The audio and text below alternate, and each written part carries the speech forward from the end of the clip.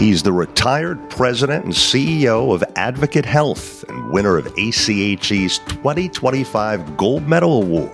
So we're speaking with James Skogsbergh about healthcare leadership. This is the Healthcare Executive Podcast from the American College of Healthcare Executives. Thanks so much for joining us. I'm Joey Waller. Hi, Jim. Welcome. Hey, Joey. How are you? It's great to be with you. I'm great. How are you doing today? All good. All good. Looking forward to the conversation. Same here. So first, congratulations on receiving ACHE's highest honor, its Gold Medal Award. What does that mean to you? When I got the phone call, I was kind of shocked, kind of surprised. It was like, whoa, where did this come from? But here's the answer to the question, Joey. It's very gratifying to receive it because it comes from the ACHE, which is an organization that just does a lot for all of us in the field and is looked to as sort of the go-to organization. And so coming from ACHE, it's very gratifying. It means a lot. And that, to be honest with you, it's very humbling because I know a lot of people in the field and I know a lot of people who are as deserving, if not more deserving, of this award than myself. So both gratifying and humbling to have received it. So what would you say first led you to a career in healthcare? Where did the spark initially come from? To be honest with you, I backed into healthcare. Let me explain what I mean by that. I was undeclared as an undergrad for 3 years. I had classes in every college. I didn't quite know what I wanted to do. And it was my mother, who's a nurse, that said, hey, listen, you like healthcare, you like business. Have you ever thought about hospital administration? I was like, what is it? Never heard of it. Interviewed a couple of local hospital administrators, applied to graduate school, and away we go. And I contrast that with so many of my friends that knew from the jump, I'm going to be a doctor, be a lawyer, I'm going to be a fireman, going to be a policeman, going to be an astronaut, whatever the case is. And most of them, not all of them, but most of them have changed careers. I kind of backed into healthcare and never looked back. It was right for me from the jump. And what a great career. I've been blessed. That's awesome. So who better than mom to help her son see the forest through the trees, right? Yeah, exactly. She'll love knowing that I said that too. I'm sure she would. So, Jim, how would you describe in a nutshell your leadership style over the years? And how would you say you've been able to make it work effectively among the teams that you've led in your career? I would describe it. I'd love to share that with my team and see what they say. Mostly open, inclusive, very much team-oriented. I'm not a big fan of silos. I wanted everybody to participate. I wanted folks to question and challenge and probe and debate so that we end up with, a great decision. In fact, when we had our team meetings, I made it clear that, hey, in here, you're just an advocate exec. Take off your CFO hat, take off your COO hat, take off your CNO hat. You're just an advocate exec. And I think everybody appreciated it. And, I didn't really have to make it work necessarily because I discovered, at least my experience, is an N of one. But my experience is that people want to be asked their opinion. They want to weigh in. They want to make a difference. And they want to share their thoughts. And I created an environment where that kind of worked for me and it worked for our team. And we had a little bit of success. So it was a great ride. And it seems as though, speaking with different leaders myself, the best ones are often the best listeners, right? I believe that's correct. 2 ears, 1 mouth. Good Lord had something in mind there. So yeah, and I think the real talent is when you find people who listen, but also hear what's not being said. They listen so well, they know what's being suggested or hinted at. And I had the good fortune of surrounding myself with tremendously talented people that had that skill set. Because sometimes people are a little reluctant to be completely honest with the boss, right? Yeah, you got to create a safe environment where it's okay. Like I said, it's okay to challenge, okay to probe, okay to debate. And once people realize, okay, this is legit, this is genuine, then, they'll weigh in, take off the gloves and give us their best thinking. And I always thought we'd made great decisions when we had everybody's best thinking. Absolutely. So what are a couple of the biggest challenges you faced in your career, and what do you think you'll learn from those experiences? Yeah, my goodness. It's 40 some years. So here's maybe 3 or 4 that come to mind.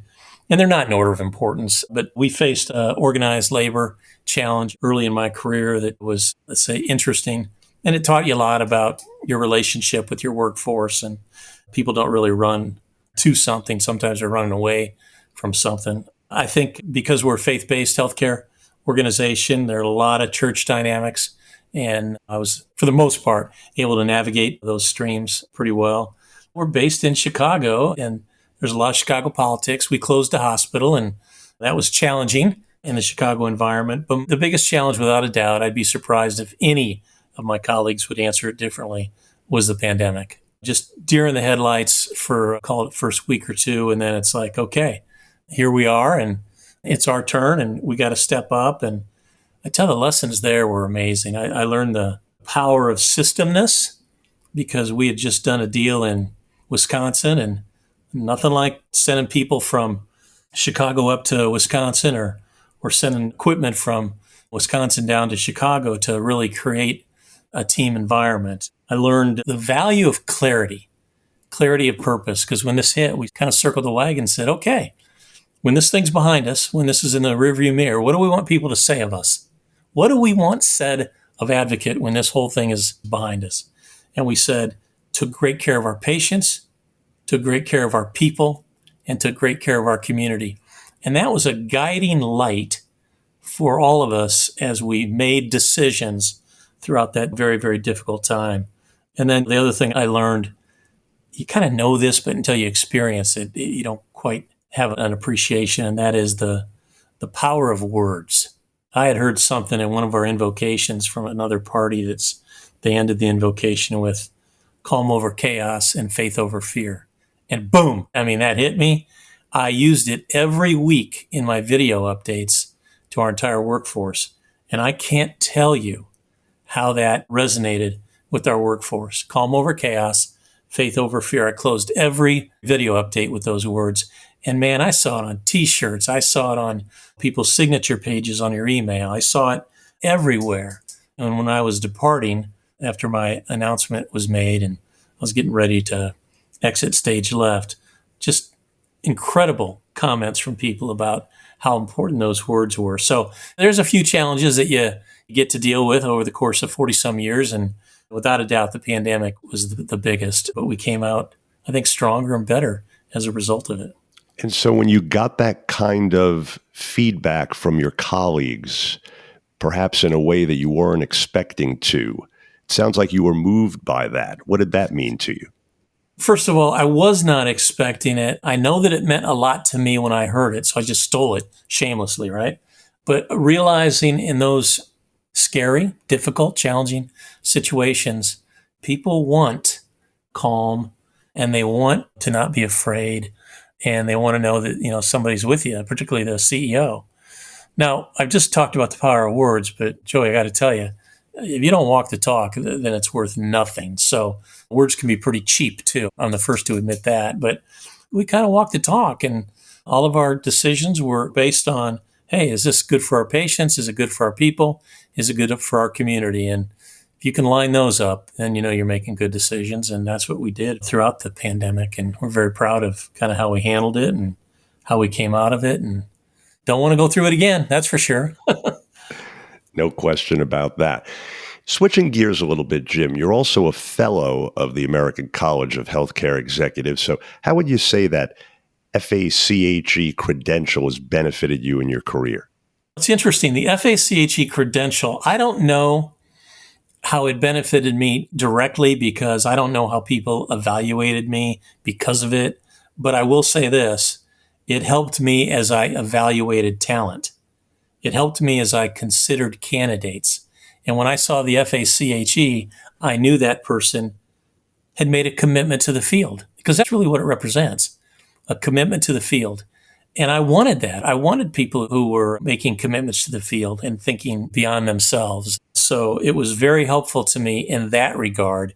Now, whether people looked at me differently, I'm not quite sure, but I have to confess, I looked at people differently when I saw that, and I still do, because I think making a commitment to the field is a great reflection on who you are as a leader, who you are as a healthcare executive. So that's kind of how I think I benefited from it.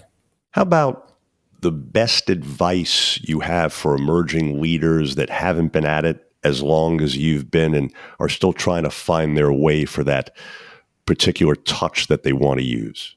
There are four things that I consistently say to young leaders, and they're kind of in this order. I say, first, be the very best at whatever you're currently doing. Whatever your current assignment is, your current role, your current position, be the best. Okay. The second thing is, in your career, think about job growth and think about scope of responsibility. Don't put money ahead of that. And then I tell everybody, keep learning, just continuous learning and new experiences, like work in a health plan, work in operations, work in the medical group, making sure that you get broad experience. And then the fourth one, which is probably harder for them to hear, is be patient. It's not always about what's next. What's my next job?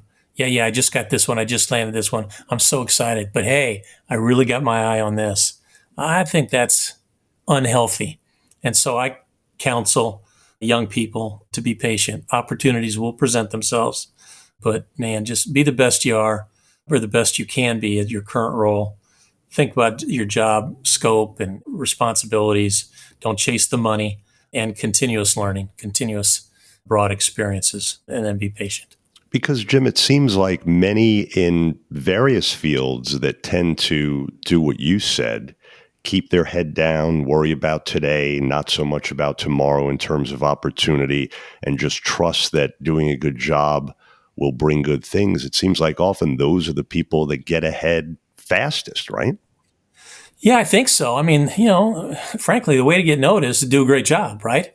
And sometimes ambition can get in the way. And believe me, I'm not saying ambition is bad, but I am saying that you sort of want to keep it in check. And ambition for the greater good is better than ambition for self. If I had a test for that, I'd dip your finger in the cup, and if it comes out blue, you're in. If it comes out red, you got to go back to class or something. But some of those things you don't figure out until you're in it. Couple of other things. You seem like an optimistic man by nature. So what would you say gives you the most hope about the healthcare field in the coming years?